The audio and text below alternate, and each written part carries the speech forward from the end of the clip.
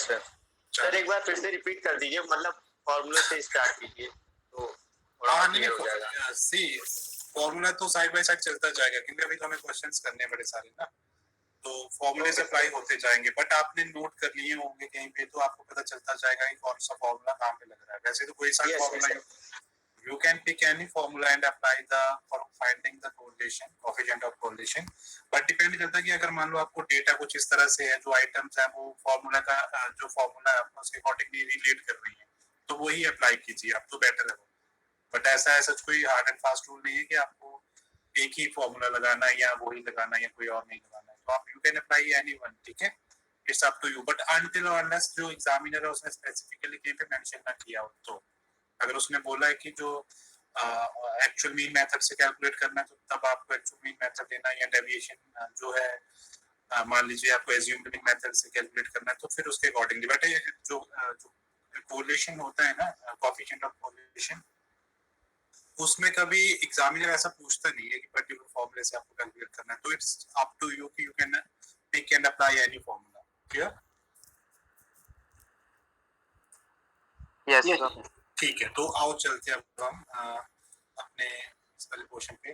तो सबसे पहले मैं आ जाता हूँ जो वेरिएंस मैंने बताया था, अगर आपको याद होगा जब हमने कोरिलेशन पढ़ा था, इफ यू रिमेम्बर, ठीक है, कोरिलेशन में मैंने आपको बताया था जो कोरिलेशन सॉरी जब हमने डिस्पर्शन पढ़ा था, स्टैंडर्ड डेविएशन वाला पार्ट, याद है थोड़ा थोड़ा? यस और नो? Yes sir. हाँ, तो सी जब हमने स्टैंडर्ड डेविएशन को देखा था, तो स्टैंडर्ड डेविएशन में एट द एंड मैंने आपको बताया जो कोएफिशिएंट ऑफ स्टैंडर्ड डेविएशन क्या होता है, या बोलते कोएफिशिएंट ऑफ क्या बोलते हैं उसे, वेरिएशन बोलते थे ना स्टैंडर्ड डेविएशन को। यस और नो? कोएफिशिएंट ऑफ वेरिएशन, और मैंने फार्मूला क्या बताया था आपको उसका, कि standard deviation divided by mean into 100, ये फार्मूला था ना हमारा कोएफिशिएंट ऑफ वेरिएशन का। Yes sir. Yes sir. और उसमें फिर मैंने आपको अगर एक चीज याद हो, मैंने बताया था कि वेरिएंस होता है, वेरिएंस स्क्वायर ऑफ स्टैंडर्ड ना। वेरी गुड, मैं यही आपको थोड़ा सा याद दिलवाना चाह रहा था कि ये स्क्वायर ऑफ स्टैंडर्ड डेविएशन होता है हमारा वेरिएंस। और जो हमारा कोएफिशिएंट ऑफ कोरिलेशन है, मैंने पहला बताया था आपको कोएफिशिएंट ऑफ कोरिलेशन में कि अगर हमें वेरिएंस वाला डेटा गिवन हो, जो वेरिएंस है उसके अकॉर्डिंगली मतलब कोवेरिएंस हो, वेरिएंस हो, तो फॉर्मूला, पहला फॉर्मूला मैंने बताया था आपको वहां पे, कौन सा फॉर्मूला था पहला? सिग्मा xy अपॉन x वाला ना। हाँ राइट। तो सी अब कोरिलेशन को मैंने बताया था आपको किस तरह से डिनोट करते हैं, small r, small r is equal to क्या था वो formula, summation of yes xy upon में n, कोवेरिएंस पहले सबसे लेते थे हम, कोवेरिएंस ऑफ x का कॉमा y का अलग अलग डिवाइडेड बाय, बेसिकली जो फॉर्मूला है जो मैंने शॉर्ट करके बताया था कल आपको, बट जो फॉर्मूला है वो लेंथी होता है, बट अल्टीमेटली आएगा वही। तो जो आपको वेरिएंस या कोवेरिएंस का डेटा गिवन है, मान लो x का कोवेरिएंस है या वेरिएंस गिवन है, और जो फॉर्मूला होता है covariance of x and y divided by क्या हो जाता है हमारा, variance of x, variance of x को whole under root into variance of VAR कर रहा हूं शॉर्ट में, वेरिएंस ऑफ क्या हो जाएगा y। तो ये फॉर्मूला होता है, बट मैंने कल शायद आपको ये बताया था, अगर आपको याद हो तो मैंने लिखा था covariance of x and y, तो ठीक था ऊपर, और जो नीचे था डिवाइडेड बाय, हाँ डिवाइडेड बाय मैंने आपको लिखा था standard deviation of x, standard deviation कर दिया था, स्टैंडर्ड डेविएशन ऑफ y। समझ आ गया ना क्यों स्टैंडर्ड डेविएशन किया था, क्योंकि जो वेरिएंस होता है वो स्क्वायर ऑफ स्टैंडर्ड डेविएशन होता है, तो स्टैंडर्ड डेविएशन का स्क्वायर होगा तो ये अंडर रूट और स्क्वायर कट जाएगा, तो क्या रह जाएगा, स्टैंडर्ड डेविएशन ऑफ x और स्टैंडर्ड डेविएशन ऑफ y रह जाएगा। यस और नो? Yes sir.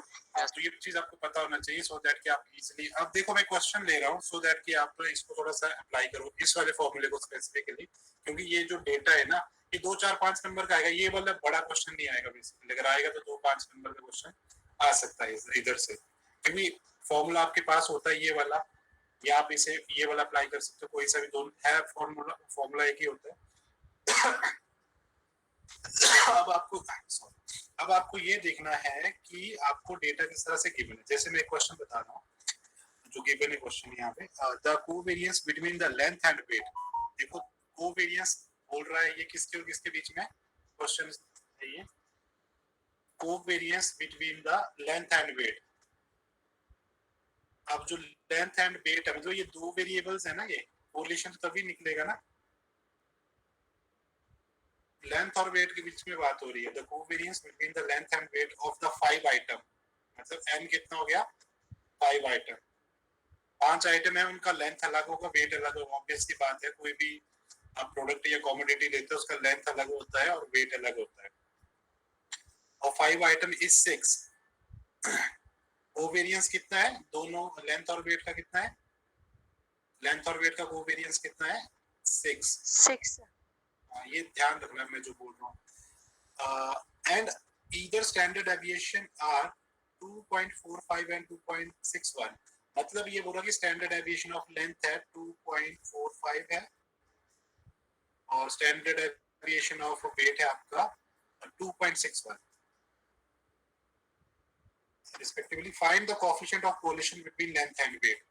क्लियर, कुछ भी नहीं है। अब लेंथ और वेट को, लेंथ को आप x मान लीजिए और वेट को y मान लीजिए। अप्लाई द फॉर्मूला, फॉर्मूला मैंने बताया था r इज इक्वल टू, ये हो गया आपका r इज इक्वल टू क्या, आप डायरेक्टली ये फॉर्मूला भी अप्लाई कर सकते हो क्योंकि अब आपको गिवन है यहाँ पे लेंथ और वेट का स्टैंडर्ड डेविएशन गिवन है। तो कोवेरियंस आपका कितना आ जाएगा, covariance of x and y, मतलब लेंथ एंड वेट का कोवेरियंस ऑलरेडी गिवन है, डिवाइडेड बाय यहाँ पे हो जाएगा आपका स्टैंडर्ड डेविएशन ऑफ लेंथ मतलब x into standard deviation of y। अब आप करो इसको, कितना है कोवेरियंस लेंथ और वेट का है 6 divided by standard deviation of length है 2.45 इनटू 2.61। Is it okay? कितना आ जाएगा? हाँ, तो कुछ भी नहीं करना, बस प्लेस करनी है आइटम इसमें। तो स्पेसिफिकली आपको ये वाला क्वेश्चन, इसलिए मैं बोल रहा हूँ ये छोटा क्वेश्चन होगा, 2-4 नंबर का आएगा, ज्यादा कुछ नहीं। सिर्फ फॉर्मूला आपको दिमाग में होना चाहिए, दिमाग में भी कुछ नहीं है, एक बार लर्न कर लो अच्छे से, मतलब एक बार रीड कर लो। जैसे आप आइटम्स देखोगे आपको ऑटोमेटिकली फॉर्मूला जो है रिकॉल हो जाएगा कि क्या है। जैसे कोवेरियंस x और y का 6 है, n 5 था और ये सारी आइटम आ गई, तो अब आपका कितना आ गया ये कोएफिशिएंट ऑफ कोरिलेशन? सर 0.93 कुछ आ रहा है। ये हो गया 6 डिवाइडेड बाय 6.345। हाँ, तो r इज इक्वल टू हो जाएगा आपका कितना आ गया 0.93। हाँ, वेरी गुड। अब आपको मैंने डिग्री ऑफ कोरिलेशन बताया था, ये तो चलो आपका आंसर आ गया।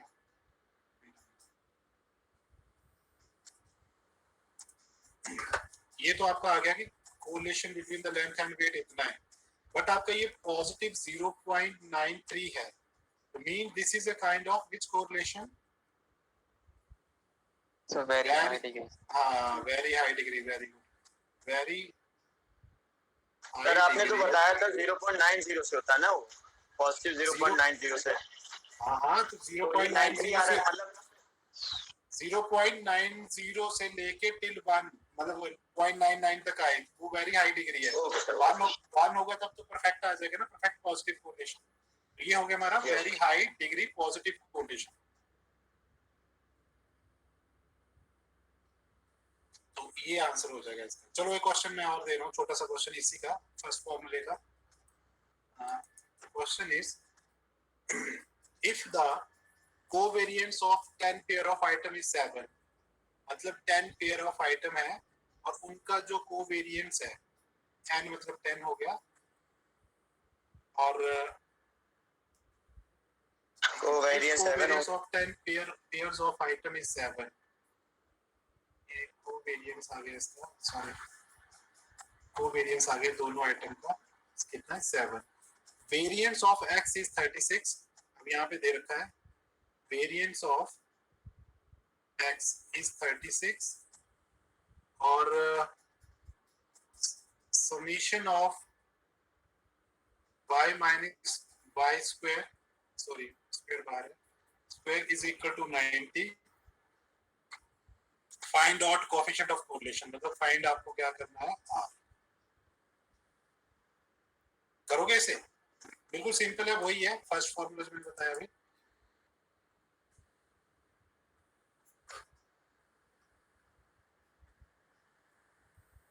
क्या हो जाएगा देखो इसको, already covariance of X and Y हमें गिवन है, कितना है covariance of X and Y 7, ये गिवन है हमें यहाँ पे आंसर में, क्वेश्चन में सॉरी, ठीक है। और हमें वेरिएंस ऑफ एक्स भी गिवन है यहाँ पे, variance of x, variance of x कितना है, कितना था 36, ठीक है। अब हमें क्या फाइंड करना है, वेरिएंस ऑफ वाई फाइंड करना है, यस और no, yes variance of find Y find करोगे तो पहले उसका स्टैंडर्ड डेविएशन फाइंड करना पड़ेगा ना, standard deviation of Y find करोगे तो फॉर्मूला क्या हो जाएगा, स्टैंडर्ड डेविएशन का समेशन ऑफ ऑलरेडी जो गिवन है यहाँ पे y माइनस y का whole square by n whole under root, ये होता है ना फॉर्मूला स्टैंडर्ड डेविएशन का। तो इसका स्टैंडर्ड डेविएशन ऑफ y आ जाएगा हमारा, ये हो गया 90 था, 90 by number of item n था 10 का होल अंडर रूट, तो ये आ गया 9 ये 9 आ गया, 9 का कितना आ गया, स्टैंडर्ड डेविएशन ऑफ y कितना आ गया 3, यस और नो, यस सर। हाँ अब ये 3 आ गया स्टैंडर्ड डेविएशन ऑफ y, तो हमारा बस अब क्वेश्चन सॉल्व है। अब जो स्टैंडर्ड डेविएशन, जो वेरिएंस ऑफ x दे रखा है, ये वेरिएंस ऑफ x दिख रहा है आपको यहाँ पे, तो अगर मान लो इसका स्टैंडर्ड डेविएशन ऑफ x चाहिए तो क्या हो जाएगा, स्क्वायर स्क्वायर 36, नहीं, तो variance of sir under root होगा, हाँ अंडर रूट होगा तो कितना आ जाएगा, 36 का अंडर रूट होगा 6 आ जाएगा, 6 आ जाएगा, हाँ वेरी गुड। तो variance of sorry standard deviation of x 6 आ गया, स्टैंडर्ड डेविएशन ऑफ y आ गया 3, तो बस अप्लाई कर दो फॉर्मूला, क्या फॉर्मूला था हमारा, r is equal to covariance of x y whole divided by standard deviation of x into standard deviation of y, already हमने कैलकुलेट कर लिया, standard deviation of sorry covariance given था हमारे 7 था, और स्टैंडर्ड डेविएशन ऑफ x हमने calculate, ये भी गिवन ही था मान के चलो क्योंकि इसका कोवेरिएंस गिवन था, और स्क्वायर रूट कर देंगे तो हमारा वेरिएंस सॉरी स्टैंडर्ड डेविएशन आ जाएगा x का, और y का तो हमने कैलकुलेट कर ही दिया स्टैंडर्ड डेविएशन, दैट इज कितना 3, तो ये हो गया आपका 7/18, 0.3 0.39 आ रहा है, 0.389, चलो जो भी आ रहा है, चलो जो भी आ रहा है 8 आ रहा है, ठीक है। तो ये तो 0.33888 आ रहा है, तो वो राउंड ऑफ करके 0.39 हो जाएगा, 39 हो जाएगा अगर राउंड ऑफ करोगे तो।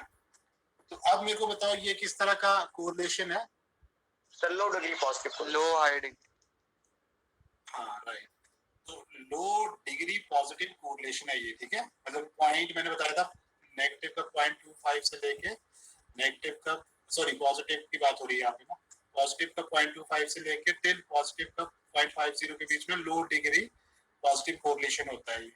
अगर इससे नीचे आता है मान लो कि 0 ये से लेके 0.25 तो वेरी 0.1 से लेके 2.5 से, तो ये हमारा मतलब वेरी लो डिग्री है, बट ये हमारा लो डिग्री है, वेरी नहीं है, लो डिग्री पॉजिटिव कोरिलेशन है जो 0.39 मतलब बहुत कम है रिलेशनशिप बिटवीन टू वेरिएबल्स, किसका और किसके बीच में, जो आइटम्स हमें गिवन थी क्वेश्चन में, तो ये है, ठीक है। तो ये तो हो गया मेरे को लग रहा है एक का। अब हम आ जाते हैं, मैंने दूसरा फॉर्मूला बताया था आपको, एक्चुअल मीन वाला था शायद, Karl Pearson coefficient of correlation when deviation are taken from actual mean, yes और नो, यस सर। हाँ तो उसमें फॉर्मूला क्या था मैंने बताया था, जब एक्चुअल मीन से किया जाता कैलकुलेट, समेशन ऑफ बेसिकली था क्या, summation of small X and Y, याद रखना ये summation of small X and Y, capital नहीं यूज कर रहा हूं मैं यहाँ पे, small X and Y letter use कर रहा हूँ, whole divided by summation of X square का into summation of Y square का होल अंडर रूट। ये स्मॉल एक्स क्या है पता है आपको, यहाँ पे स्मॉल एक्स मीन हुआ x जो हमारी वैल्यू गिवन थी ऑलरेडी, जो वेरिएबल था हमारा, उसका जो एक्चुअल मीन हमने किया, तो ये डेविएशन है स्मॉल x जो है, ठीक है। y भी इसी तरह से, जो हमारी एक्चुअल y की वैल्यूज थी और उसका जो एक्चुअल मीन था उसमें से जो डेविएशन आया, बोलने का मतलब है ये इस फॉर्मूले को हम इस तरह से भी लिख सकते हैं, r is equal to summation of capital x mean of x into capital Y summation of y whole divided by summation of x minus mean of x का whole square whole under root, या इसको अलग से भी कर सकते हो, ये समीशन है बेटा, ठीक है, इनटू ये इनटू है summation of y minus y mean का whole square whole under root. तो इसको इस तरह से भी किया जा सकता है। बात तो एक ही है ना ये सारी, यस और नो? इस तरह Yes, से sir. भी कोरिलेशन को फाइंड किया जा सकता है। इट्स चॉइस यूअर्स की कौन सा फॉर्मूला, मतलब फॉर्मूला दोनों एक ही है, ये एक्चुअल मीन वाला ये, बट मैंने यहाँ पे इसको थोड़ा एक्सटेंड करके लिख दिया, वही आइटम्स है, और यहाँ पे जो एक्चुअल हमारे डेविएशन आ गए वही मैंने वैल्यूज ली है। क्वेश्चंस ले नाउ फ्रॉम दिस, इस फॉर्मूले को अप्लाई करें। yes, चलो ठीक है, okay, I am taking here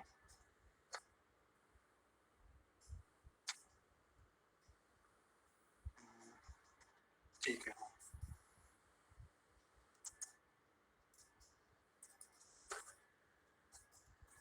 okay, from the following data calculate the Karl Pearson coefficient of correlation. ठीक है, डेटा है उसके थ्रू हमें कोएफिशिएंट ऑफ कार्ल पियर्सन निकालना है, कोएफिशिएंट ऑफ कार्ल पियर्सन का रिलेशनशिप निकालना है दोनों का एक फॉर्मूले के थ्रू। एक दे रखा है height of fathers in inches और height of sons in inches, इन दोनों के बीच में कोई रिलेशन होता है कि नहीं होता है। और आपको ये चीज पता होनी चाहिए जब आप फर्दर हायर स्टडीज में जाओगे, इसी थ्योरी के बेसिस पे कार्ल पियर्सन ने अपनी थ्योरी डेवलप की थी रिगार्डिंग रिसर्च, ओके, कि जो फादर की हाइट का और जो उनके बेटों की हाइट का जो रिलेशनशिप है वो कैसा है, पॉजिटिव है नेगेटिव है। तो उसकी फाइंडिंग क्या रही, चाहे तो आप गूगल करके देख सकते हो। कार्ल पियर्सन की सबसे बेस्ट रिसर्च चाहिए, और वही क्वेश्चन आ गया अभी हमारे पास। तो हाइट ऑफ फादर और हाइट ऑफ सन दो तरह के वेरिएबल्स हैं, इन दोनों के बीच में कोई रिलेशन है कि नहीं? तो हाइट ऑफ फादर्स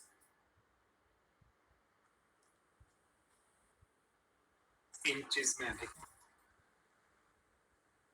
और सेकंड वेरिएबल था उन्हीं के बेटे height of sons also in inches. ठीक है, तो हाइट ऑफ फादर जो है उनकी हाइट क्या है, इसको चाहे आप x मान लो, और हाइट ऑफ सन्स को y मान सकते। ये है, पहले है 66 68 इन इंचेस, 68 इंच, सॉरी पहला 66 है, 66 68 then 69 72 65 59 62 67 61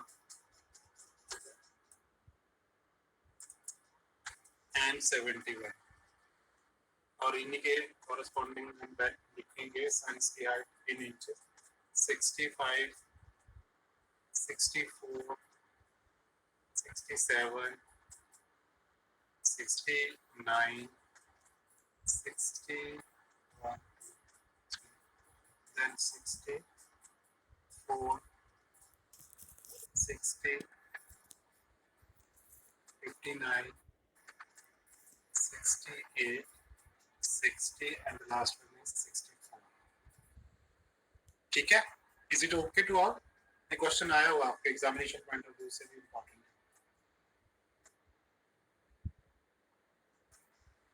ठीक है बेटा, दिख रहा है ये सबको?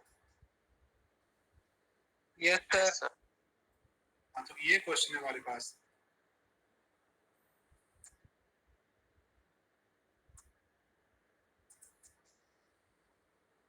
अब क्या करना है, हम कौन सा फॉर्मूला अप्लाई करेंगे मैं बता रहा हूँ। R is equal to what? Summation of deviation का मल्टीप्लिकेशन है दोनों वेरिएबल्स का, उसका सम लेना है, whole divided by summation of एक डेविएशन का जो स्क्वायर आएगा, सेकंड का अलग से आएगा, इनटू समेशन ऑफ y का होल अंडर रूट।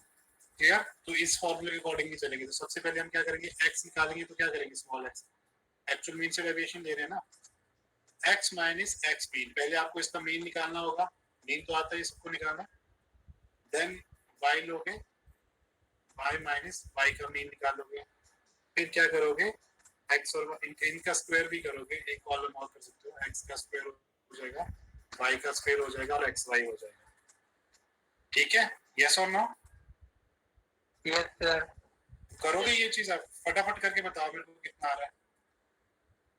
बिल्कुल सिंपल है। पहले मेरे को मीन बताइए कि x मीन कितना आ रहा है और y का मीन कितना आ रहा है, और फॉर्मूला आपको पता ही है, summation of x y n, summation of x y n, क्योंकि इंडिविजुअल सीरीज है बेसिकली आपके, अगर इनको वेरिएबल्स को अगर दोनों वेरिएबल्स को इकट्ठा करेंगे तो बाइवेरिएट फ्रीक्वेंसी है बेसिकली, बट डेटा जो है बाइवेरिएट है, बट आपको दो का अलग अलग करके कर रहे हो क्वेश्चंस, तो इंडिविजुअल सीरीज कंसीडर करके दोनों का मीन फाइंड करो x और y का।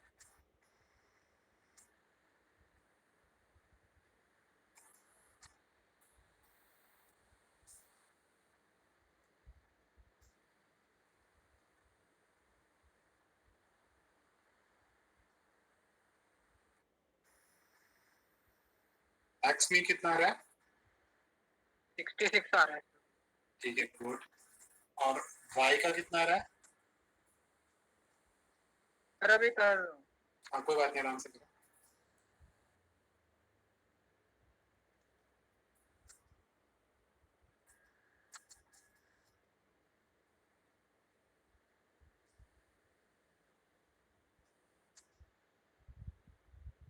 सर y का 64 है। 64 है? हाँ ठीक है, Yes, very sir. good, बिल्कुल ठीक है। बस अब मीन आ गया, आप डेविएशन निकालो, स्मॉल x निकालो, मीन माइनस x मीन जो 66 आया, सारी x वाली आइटम 66 से माइनस करो और y वाली आइटम 64 से माइनस करो, कितना डेविएशन आ रहा है, जो डेविएशन आएगा सो दैट कि हम उसको पॉजिटिव कर लेते, उनका स्क्वायर कर देंगे, सबका स्क्वायर करेंगे तो ऑटोमेटिकली जो नेगेटिव साइन है वो सारे पॉजिटिव हो जाएंगे। ठीक है, बट जो आपका इनटू x और y का है उसको थोड़ा ध्यान से देखना उसका क्या हो रहा है।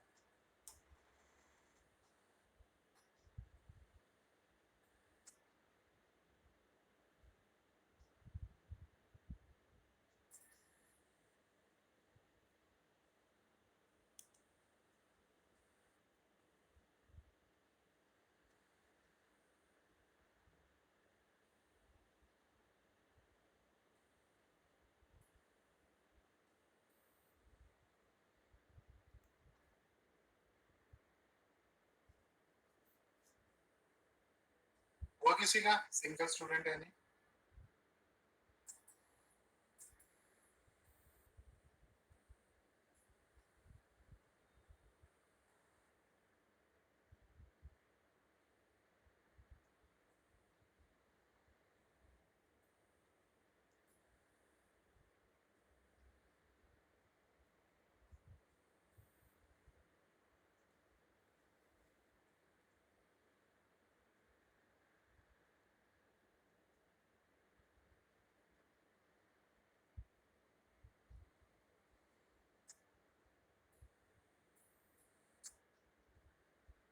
वो किसी का एनीवन?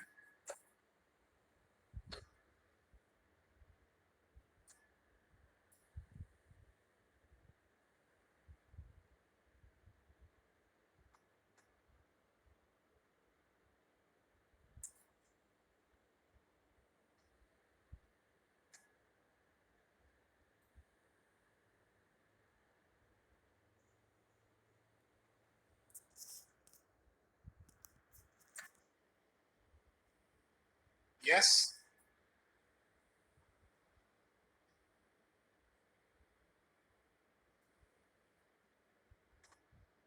यस सर हो गए। कितना आ गया? सर एक्स स्क्वायर आ रहा है सर 166 और वाई स्क्वायर का सिग्मा आ रहा है 108। ठीक है, एक्स वाई कितना आ रहा है? तो सर अभी वो कर रहा हूँ। Under root of 166 into Y का कितना आ रहा था? 108। Yes sir. ठीक है, ऊपर का बता मेरे को कितना आ रहा है सिग्मा एक्स वाई? सब 111। हाँ ठीक है, 111। ठीक है, तो ये पूरा कैलकुलेट करने के बाद आपका आ जाएगा 0.829, ठीक है। हाँ, this is fairly high positive correlation, fairly positive correlation है ये, ठीक है। 0.82 fairly high degree positive correlation. तो ये हमारा आ गया correlation between the height of father and height of sons. मतलब काफी रिलेशन अच्छा माना जाता है कि अगर जिन फादर की हाइट अच्छी उनके बेटों की हाइट भी अच्छी होती है और vice versa. But this is only relationship, मैंने आपको पहले बताया, इस बेसिस पे आपकी थ्योरियां डेवलप नहीं होंगी। It's not a causation, this is only relationship, ठीक है, एसोसिएशन बिटवीन टू वेरिएबल्स। तो ये हमें फोरकास्टिंग का बेस नहीं देता है जो आपका कोरिलेशन है। ओके, तो इस तरह से ये कर लोगे आप। फिर देन आपको मैंने ये सेम फॉर्मूला जो है आपका नेक्स्ट वाला जो ये तो आपका एक्चुअल मीन से निकाला ना, अगर एज्यूम्ड मीन से निकालोगे तो फॉर्मूला क्या हो जाएगा, वहां पे आपका हो जाएगा यूवी हो जाएगा, ठीक है, यूवी बताया था ना आपको मैंने। Yes sir. Yes sir. हाँ, तो वहां पे बस कुछ भी नहीं लेना है, मतलब जो आपके एक्स और वाई गिवन होगा वो नेक्स्ट कॉलम जो बनेगा, नेक्स्ट कॉलम बनेगा यू। तो यू क्या होगा, जो आपने एक्स वाली वैल्यू में से कोई आपने एक एज्यूम्ड मीन एज्यूम कर लिए होंगे सर। हाँ, एक्स माइनस ए हो जाएगा यू, और बी क्या हो जाएगा, वाई माइनस ए, वाई में से बस फॉर्मूला वही, फॉर्मूला क्या हो जाएगा, फॉर्मूला मैंने बताया था आपको क्या होता है इसका, n r is equal to n summation of ub minus sigma of u into sigma of v, ये v है, ठीक है, whole divided by n summation of u square minus summation of u square outside whole under root into same variable v हो जाएगा। ये v क्या हो जाएगा, n summation of v square minus summation of v का whole square। इस तरह से you will calculate the मतलब जो डेविएशन के थ्रू कैलकुलेट करोगे। तो क्लियर हो गया, इसमें कोई डाउट तो नहीं किसी को,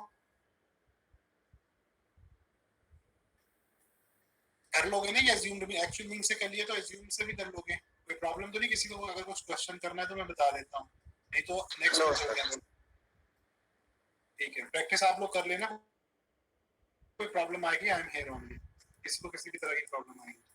ओके, अब हम आ जाते हैं, मैंने बताया था कि कौन सा होता है हमारा, एक होता है हमारा स्पेयर्समैन रैंक कोरिलेशन। ये तो कार्ल पियर्सन के थे सारे के सारे मेथड जो हम लोगों ने देखे थे कल, ठीक है। एक डायरेक्ट भी होता है, डायरेक्ट में वैल्यू को कर देते हैं आप मल्टीप्लाई, वो भी देख लेना, वो मैंने बता भी दिया था इनफैक्ट का। तो वहां पे क्या हो जाएगा, डायरेक्ट फॉर्मूला और बताया था आपने, ओरिजिनल डेटा कुछ, हाँ डायरेक्ट, उसी को मैं डायरेक्ट बोल रहा हूँ।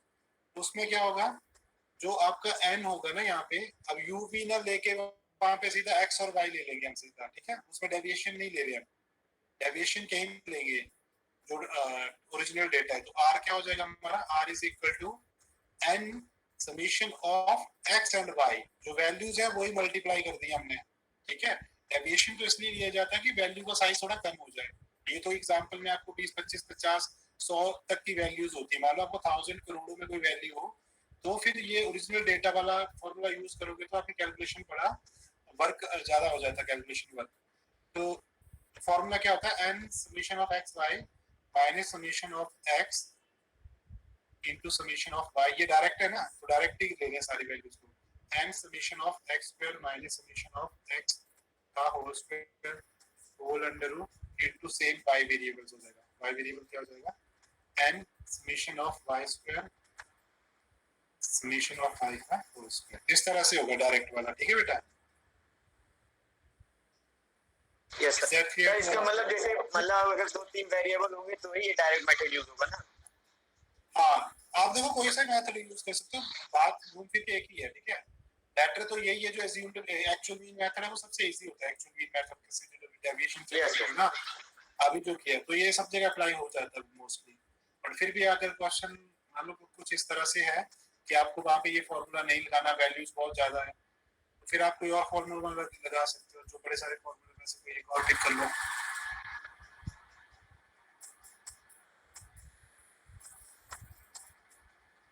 ठीक है, तो अब आ जाते हैं हम सेकंड वाले पे। सेकंड था हमारा, ये तो हो गए कार्ल पियर्सन के जो कोएफिशिएंट ऑफ कोरिलेशन को फाइंड करने के 3 4 5 फार्मूले यूज किए। अब हमारा आता है कौन सा, रैंक कोरिलेशन। यस, तो जो रैंक कोरिलेशन होती है उसमें कुछ भी नहीं होता, वो सबसे इजी मेथड है। उसमें रैंकिंग देनी होती है वैल्यूज को 1 2 3 4 5 6 7, है ना। तो उसके असेंडिंग या डिसेंडिंग जो भी आपको ठीक लगे उस तरह से आपको कैलकुलेट करना होता है। तो मैंने उसका फॉर्मूला बताया था, कोरिलेशन इज इक्वल टू क्या हो जाती है, जो रैंक स्पेयरमैन कोरिलेशन भी बोलते हैं उसको, ब्रैकेट में लिख सकते हैं उसको, स्पेयरमैन रैंक स्पेयरमैन कोरिलेशन या कोएफिशिएंट ऑफ कोरिलेशन बोल सकते हो।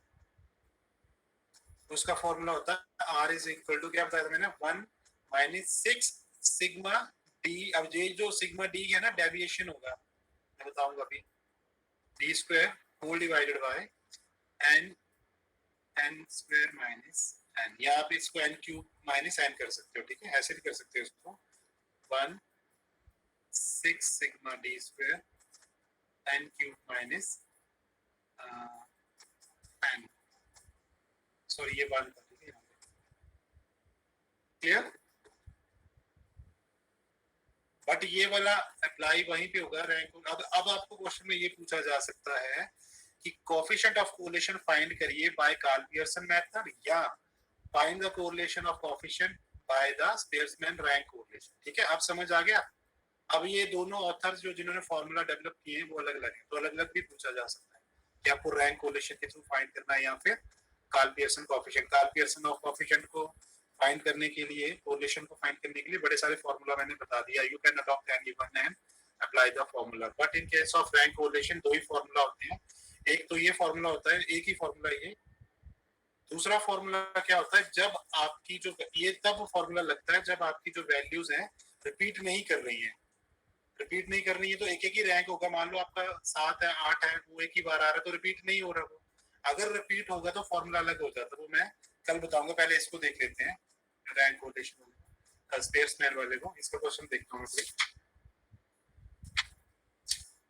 वैसे समझ आ गया ना फॉर्मूला क्या है रैंक कोरिलेशन वाला? Hello, yes sir. सर आ गया सर। Yes, sir.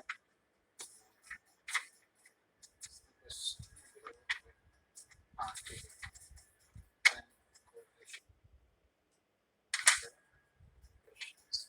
हाँ, ये बेसिकली आपको पता होना चाहिए इसकी यूटिलिटी क्या है, इंपॉर्टेंस क्या है, where it used and you know applicability क्या है इसकी।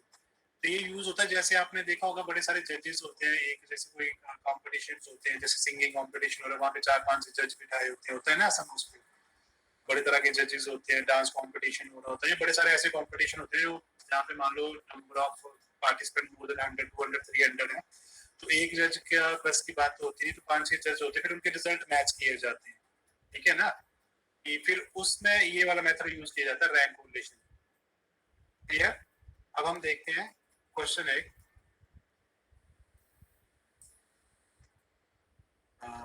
10 competitor in a beauty contest are ranked by 2 judges। यहाँ पे 2 जजेस ने एक ब्यूटी कंटेस्ट में अपना जजमेंट दिया है इन द फॉलोइंग ऑर्डर, जज 1 एंड जज 2।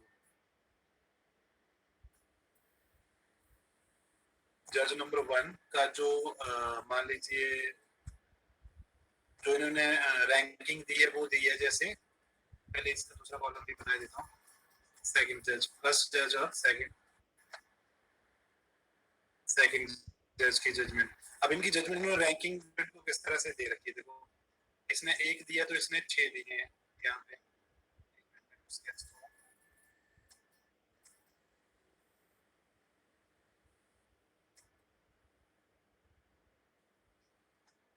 जज नंबर 1 ने दिया है 1 मार्क्स सॉरी रैंक, और इन्होंने दिए 6, जज 2 ने 6, और दूसरे में 6 और 4। मतलब इसके बीच में रिलेशन फाइंड करेंगे हम, कितना रिलेटिव इन दोनों की जजमेंट, कितना कोरिलेशन है।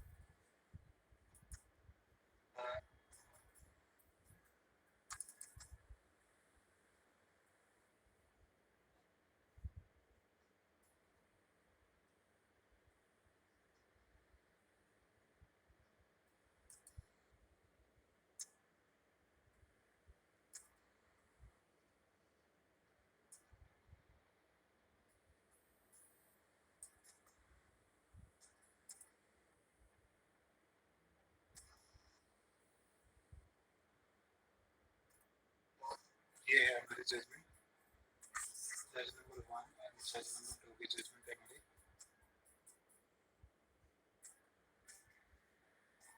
5-9 के बाद था 10-8। विजिबल है ना बेटा सबको? Is it visible to all?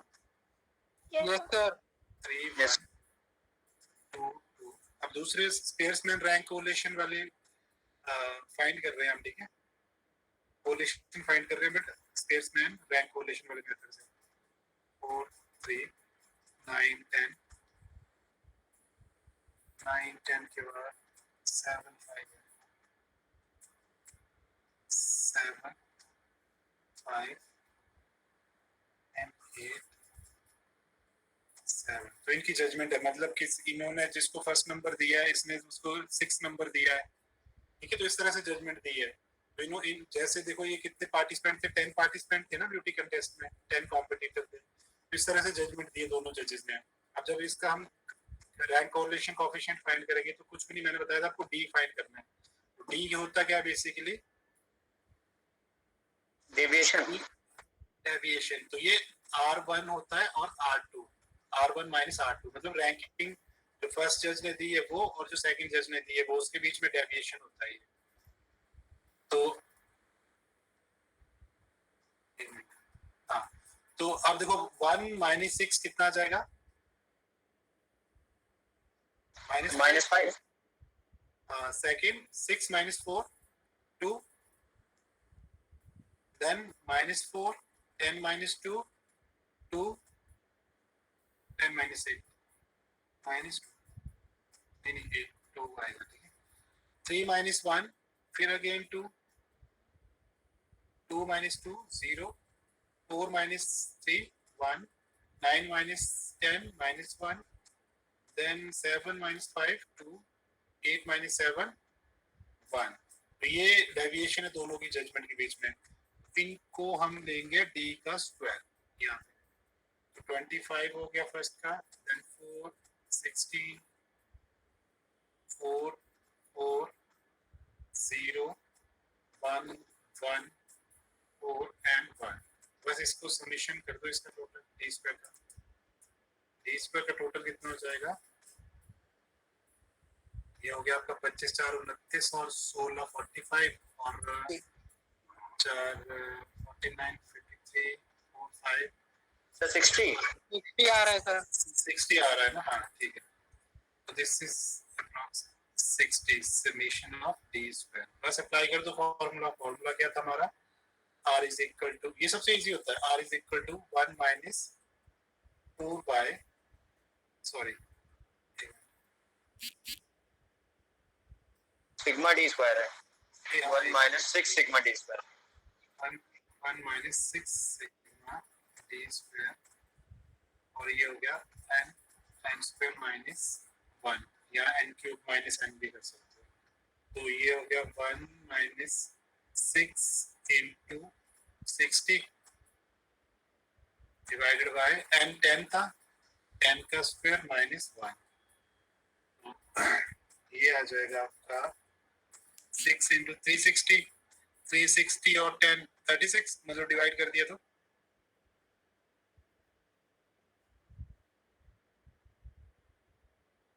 yes or no?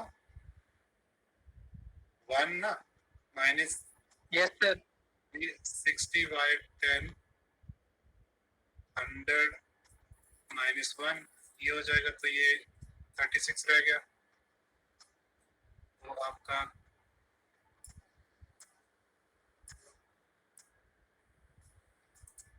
हाँ, तो ये हो गया 1 माइनस 36 बाय 100 माइनस 1 99। तो अब देखो इसको कितना आ रहा है, ये कट रहा है आपस में। सर 0.6363 0.64 आ रहा है सर। हाँ ठीक है, 64 भी बोल सकते हो। ये आ रहा है 0.636 समथिंग, ठीक है? Yes, sir. सही आ रहा है बाय स्पेयर्समैन रैंक। तो ये इजी, इसमें कुछ भी नहीं करना होता है, ठीक है? अगर मान ली ये तो रैंकिंग दे रखी है, एक मिनट एक चीज बताना मैं भूल गया, ये तो ऑलरेडी जजमेंट दे रखी है जजेस ने, ठीक है?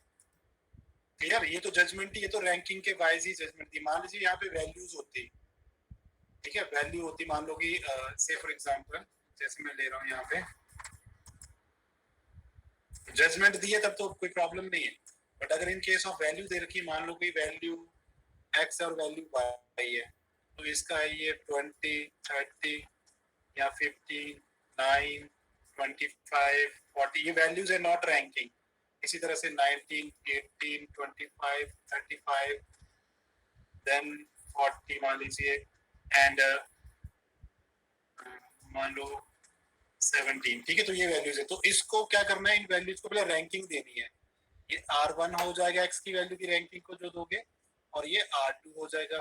जो हाईएस्ट है उसको 1 दोगे, जो लोएस्ट है मतलब असेंडिंग डिसेंडिंग किसी भी ऑर्डर में रैंकिंग दे सकते हो आप, कोई प्रॉब्लम नहीं। फिर उसके बाद आप निकालोगे डी डेविएशन, जो R1 और R2 होगा फिर आएगा आपका R1 माइनस R2, क्योंकि आपने रैंकिंग दे दी। उसके बाद आपने देनी तो रैंकिंग है ना सबको, बट ऑलरेडी अगर जजमेंट में रैंकिंग दे रखी हुई है, जो जजमेंट होती है, तब आपको रैंकिंग देने की जरूरत नहीं है।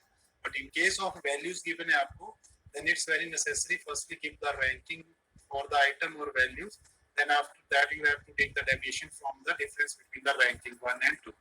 Is that clear? ठीक है बेटा? Yes, sir. हाँ, तो इस तरह से करनी है, ये बिल्कुल सिंपल है। बट ये तो हो गया कि जब आपकी कोई वैल्यू रिपीट नहीं कर रही है। अगर मान लीजिए मेरी कोई वैल्यू 30 रिपीट कर गई फिर से इस x में, अब तो रैंकिंग इन दोनों की सेम ही होगी कि नहीं?